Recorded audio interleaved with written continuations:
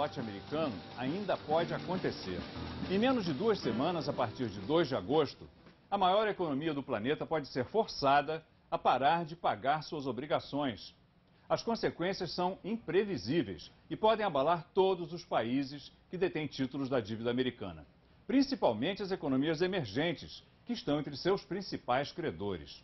Senadores dos 2 partidos em Washington tentam uma solução de última hora para salvar a nação do desastre. Mas até o fechamento desta edição, não havia uma saída para o impasse. O Sem Fronteiras discute as raízes da crise, o dilema de Obama e as dificuldades de recuperação da economia americana.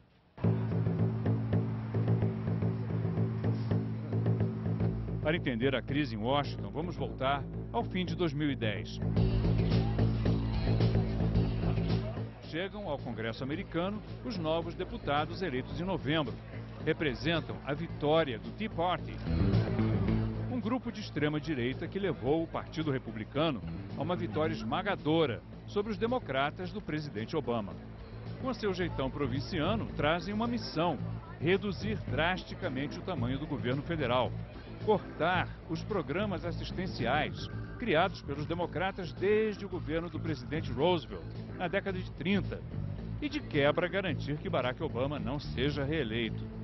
A grande arma dessa turma, que controla a Câmara de Deputados, é a elevação do teto da dívida americana. Eles juraram não deixar que o país continue a se endividar.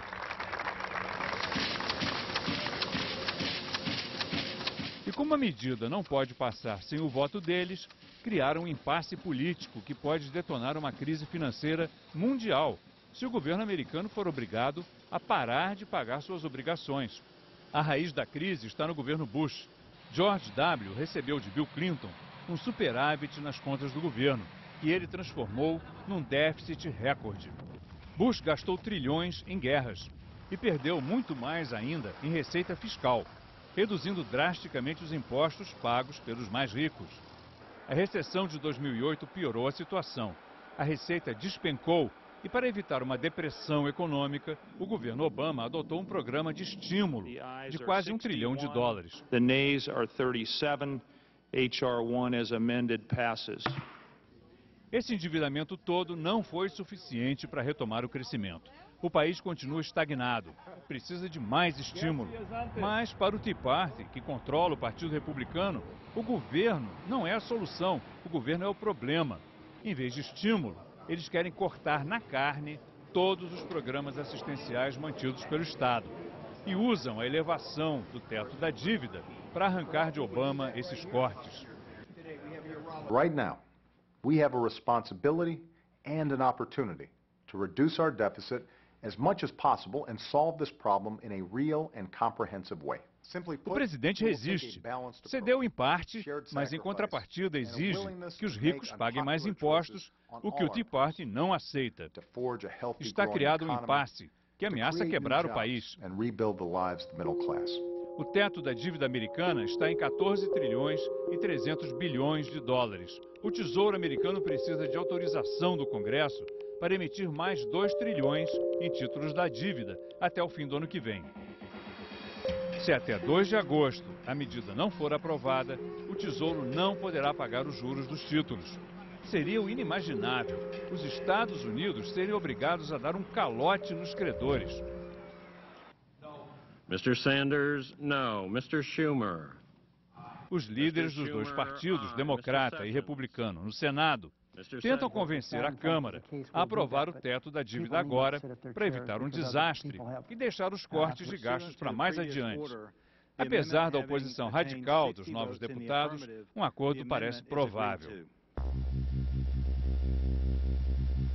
Mas esse episódio mostra que o endividamento americano pode ter se tornado insustentável. Com a Europa em crise, também por endividamento excessivo, o centro do sistema capitalista se vê de novo à beira do abismo. O Sem Fronteiras ouviu em Nova York o economista Jeff Madrick, autor do livro A Era da Ganância.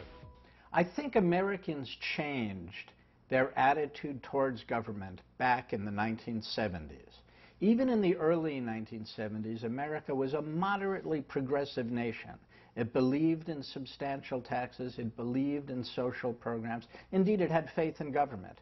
That began to change for a number of reasons, but one of the most important was the onslaught of very high inflation and very high unemployment. Americans, partly led by economists, partly led by policymakers, began to believe it was all government's fault.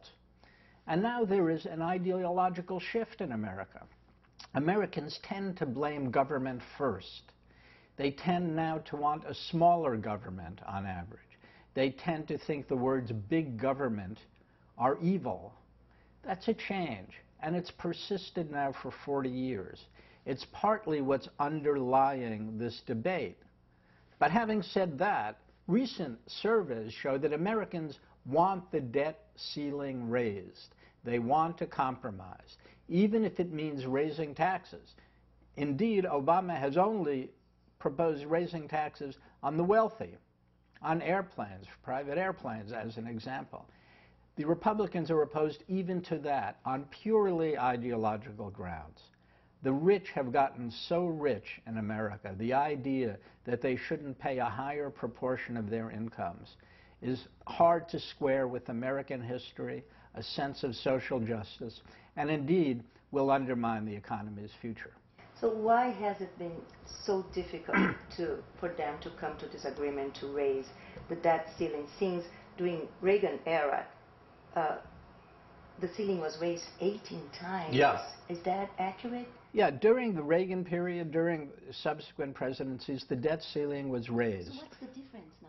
A group of Republicans, basically the Tea Party Republicans, are extreme right-wing ideologues. They believe in only one thing, smaller government, and they're willing to risk extreme privation, suffering on the part of the American people to make their point. In other words, another recession that starts when we are already at high levels of unemployment and low wages. The political system, this tug of war between right-wing Republicans really and the rest of America, is causing more damage because they will not recognize that a reduction in spending now, which Obama has actually agreed to, will lead to a weaker economy, not a stronger economy. We just can't afford that.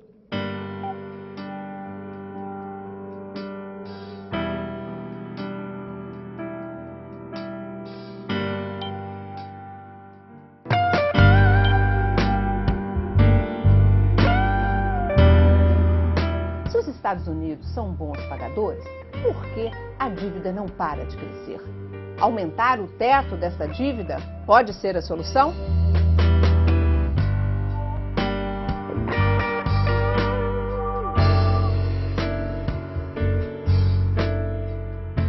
Miriam, por que essa dívida não para de crescer a cada dia? É porque porque é a mistura da dívida com o déficit. Quando você tem déficit, um país tem déficit, significa que ele não consegue pagar as contas. Então ele tem que pegar mais emprestado. É igual se você tivesse todo mês, você gastasse mais do que você tem de salário. Então no final do mês tem que pedir mais emprestado. Então sua dívida vai crescer e vai crescer. Então a soma de uma dívida alta com um déficit grande, como os Estados Unidos tem um déficit altíssimo e vários países da Europa, por causa da crise de 2008, então isso, você olha para frente e você vê que a dívida vai continuar crescendo. E isso é que preocupa. E aumentar o teto da dívida hoje está a mais de 14 trilhões de dólares. Os Estados Unidos devem Estados Unidos. Ele deve, o tamanho do PIB americano é o tamanho da dívida americana, 100% do PIB.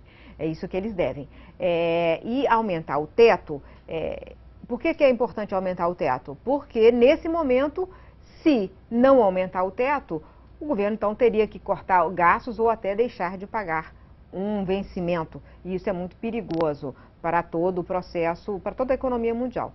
Então, ele eleva agora, mas, ao mesmo tempo, ele faz um projeto de redução do déficit nos próximos 10 anos. Então, ele vai ter um déficit cada vez menor, então essa dívida vai crescer de forma mais lenta. Essa é que é a engenharia financeira.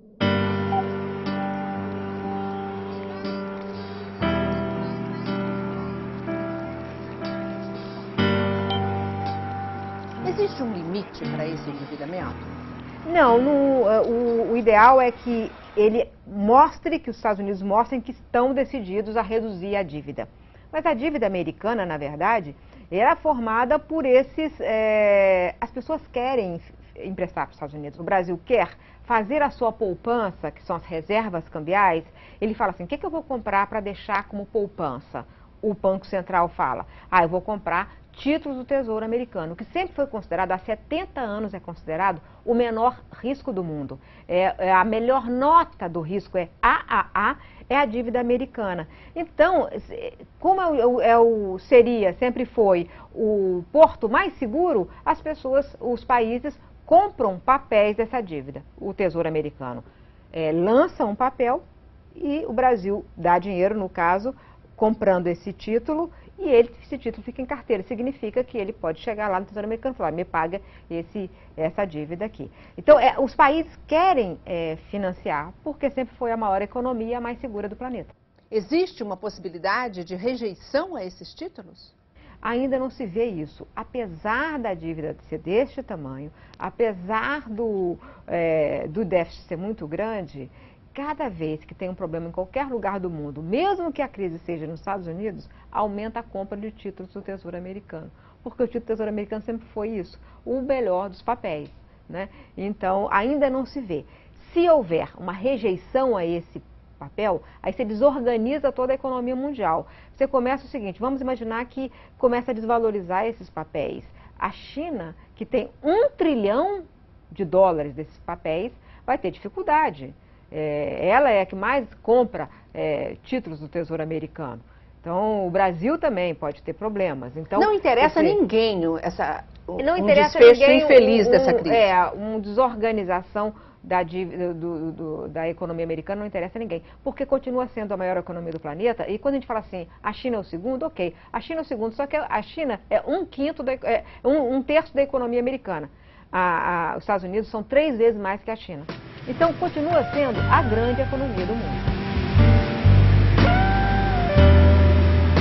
Existem ainda outros motivos que ajudam a entender por que os títulos da dívida pública americana são tão atraentes para países como o Brasil, que vem aplicando neles ativamente nos últimos anos. Eles estão muito baratos, no nível histórico mais baixo desde os anos 1960. É o que nos ensina o professor do Instituto de Economia da UFRJ, Carlos Pinkusfeld Bastos, coordenador acadêmico do Centro Internacional Celso Furtado e pesquisador em políticas fiscais dos Estados Unidos para o IPEA, o Instituto de Pesquisa Econômica Aplicada brasileiro. O estoque da dívida americana, o real, que é interessante para a nossa medida, é relativamente baixo comparado a de outros países desenvolvidos. Em 2010 estava em 56% do PIB, que é um valor relativamente baixo, o correto. Toda vez que tem essa crise agora na Itália, menos, mas mais na Grécia, qual é o indicador que tem sido apontado para mostrar a dimensão da crise ou a severidade da crise? É justamente a taxa de juros que está sendo cobrada do governo. Desses governos é mais elevada. Quando você olha a série histórica da taxa de juros americana, dos títulos de longo prazo, de 10 anos, ou mesmo de 6 anos, ou de 6 meses, tanto faz. Há uma tendência declinante e hoje em dia a taxa de juros nominal desse título está no nível mais baixo. A taxa de juros está baixa porque existe uma grande demanda por esse título. Se houvesse uma fuga ou fugir desse título, haveria uma tendência a subir. Ou seja, a situação curiosa que se observa hoje é que fala-se de uma suposta crise fiscal ou de um problema fiscal ou da dívida americana e, curiosamente, o setor privado, que é detentor dessa dívida, está mandando sinal invertido, está mandando sinal que não, nós desejamos essa dívida é altamente demandada por nós, a ponto de aceitar uma taxa de juros que é historicamente muito baixa para essa dívida americana. Por que a demanda forte pela dívida americana? É porque, qual é a diferença entre a dívida americana e a moeda americana, o dólar? Os dois são papel pintado, só que um diz que, nem papel é uma coisa eletrônica, certo? Um você diz que você paga juros e outro você diz que você não paga juros, que é o dólar. Quando você tem uma moeda fiduciária, inteiramente fiduciária, como é o dólar a partir de 73, tá certo? Houve a quebra em 71, mas depois passou a flutuar em 73 o dólar. Você simplesmente troca a dívida denominada... O dólar flexível. O dólar flexível, exatamente. Você troca a dívida denominada em dólar, tá certo? Por dólar. Então, por que a pessoa trocaria um ativo que é denominado em dólar e rende alguma coisinha? É pouco, mas é alguma coisinha. Põe alguma coisinha sobre $1 trilhão, por exemplo, que vai dar um razoável valor, por um outro ativo que não rende nada, que é a moeda. É só uma troca. ou você vai trocar um ativo que é denominado em dólar pelo dólar que é denominado em dólar, ele é o dólar. Então, o limite da dívida, no fim das contas, é o limite desse padrão monetário, tá certo? Que, como a gente sabe, historicamente, os padrões monetários desde o século XIX, eles são uma consequência de um arranjo geopolítico, geoeconômico, e onde existe uma potência dominante, que é a emissora dessa moeda internacional, foi a Libra, o ouro, depois foi o dólar ligado também ao ouro no sistema de Bretton Woods e recentemente exatamente ao dólar. Agora a gente pode estar num limite, num limiar de mudança desse padrão? Bom, de novo, se a história vale para alguma coisa, toda vez que houve mudanças de padrões monetários foram momentos relativamente tensos e momentos de crise internacional sérias, certo? E como é que você interpreta esse momento? Eu interpreto esse momento, não interpreto esse momento como um padrão de crise séria, eu já tinha falado inicialmente, mesmo porque quando você vai fazer uma mudança, certo, de um padrão monetário, você tem que olhar mudar para onde? Para onde você vai mudar? Você olha em torno, você olha um euro que realmente achar que o euro vai estar se diminuindo por dentro, vai virar um padrão monetário internacional agora, que é um pouco, não tem um pouco fome, certo? Você olha para o Ien também, o Japão já se passou do seu momento mais inspirado. Quando você olha para a China, é claro que a China está crescendo, mas ainda é uma moeda regional que vai crescer em importância regional, uma moeda tem uma importância na própria Ásia. Na própria Ásia, certo? Então não há no médio prazo, no curto e no médio prazo, nenhum sinal que vá haver essa troca de guarda, uma mudança do padrão monetário internacional, porque não há visualmente, assim, a gente percebe uma mudança muito grande na ordem geopolítica e geoeconômica internacional, o que não quer dizer que essas moedas, certamente a moeda da China, o Yuan, vai ser cada vez mais importante nesse contexto regional, certamente. Existe uma dinâmica regional muito interessante na Ásia hoje em dia, puxada certamente pela China, e que outros arranjos locais, por exemplo, na América do Sul, não possam prosperar à margem, à sombra do dólar, e isso, aos poucos, né, façam alguma pequena limitação à utilização do dólar como reserva. Não é limitação, mas quase que substituição. Agora, curto e médio prazo, não há essa decadência clara, eu acho, nem há um candidato forte. Então, não há nenhuma condição objetiva que demonstre que há uma fuga do dólar e, consequentemente, uma fuga da dívida, que é um dólar que paga um pouquinho de juros. Qual seria o pior cenário e o melhor cenário para a recuperação da economia americana? Eu acho que o cenário problemático, digamos, até para uma trajetória mais de longo prazo dos Estados Unidos, é o Obama aceitar esses cortes que são nos programas do tipo o Social Security, né, que é a aposentadoria e pensões, no Medicaid, que é o programa de saúde para os pobres, e no Medicare, que é o programa de saúde para os mais idosos. Ou seja, os cortes, que são os programas pesados, o resto é guerra, que eu tenho certas dúvidas que eles vão cortar, tanto assim. Então, esses programas, que são programas de transferências para necessitados ou para idosos, sendo prejudicados, isso um democrata fazer isso, independente de vai aumentar a recessão no que vem, que provavelmente isso vai ser ruim para a economia americana, como no médio e longo prazo você começar, o governo democrata meio que começar a terminar a obra que começou nos anos 80 com a mudança conservadora do Reagan, que é exatamente... que continua viva, ou seja... Não, é isso que eu mais... eu acho que esse é o grande mistério dessa... Esse modelo continua sendo um modelo vitorioso, digamos assim, dentro... Curiosamente, até com os democratas. Is this really about him, or is it about power structure? You know, there is a power structure issue in America. The cost of public elections in America is now so high that it's given enormous power to private wealthy interests. They have lobbying power, they have campaign contribution power.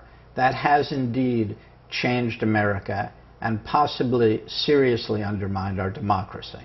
So the answer is no, it's not all about Obama. But every president faces obstacles. Look at what FDR faced. He made mistakes. Sometimes he gave in. But when he fought, and he fought hard, and he talked hard. Obama doesn't do that.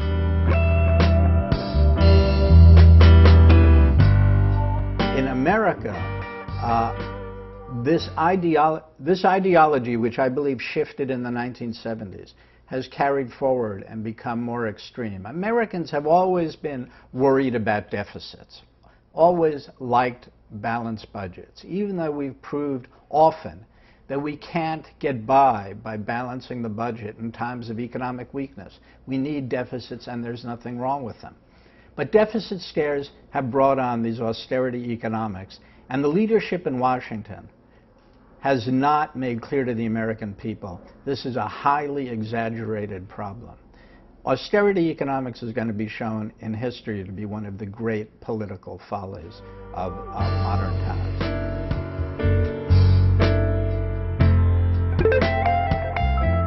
Economic recovery technically was said to have begun in mid-2009 is this. Companies have made $500 billion in profits. Wages and salaries have in total gone up by $7 billion. The unemployment rate remains high. There is a disconnect now between the economy and jobs. I don't know if the president understands the extent of this job crisis. America is facing a jobs crisis, and that's its biggest problem. And these people in Washington are talking about balancing budgets and austerity economics. It's pretty close to being outrageously crazy.